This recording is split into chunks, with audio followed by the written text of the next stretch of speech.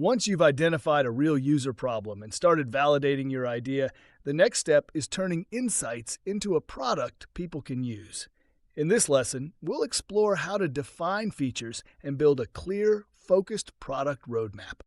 Every product is built on features, but not every feature should be built. The first rule in defining features is understanding what truly matters to your users. Go back to your interviews, your MVP tests, and any feedback you've gathered. What core tasks are users trying to complete? What outcomes are they seeking? The best features solve specific problems and help users reach their goals faster or easier. To avoid feature creep, the temptation to build everything, use a framework like Moscow. Must have, should have, could have, and won't have. This helps you prioritize. Must-have features are essential for your product to function. Should-have features are valuable but not critical.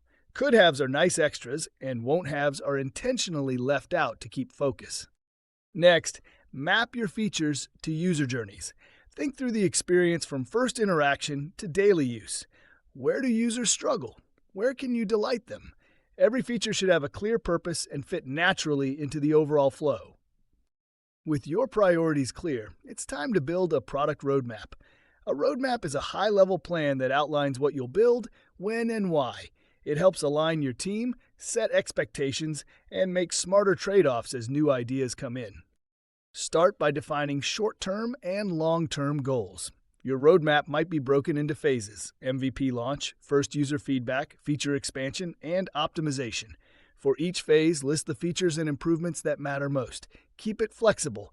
Roadmaps should evolve as you learn more. Communication is key.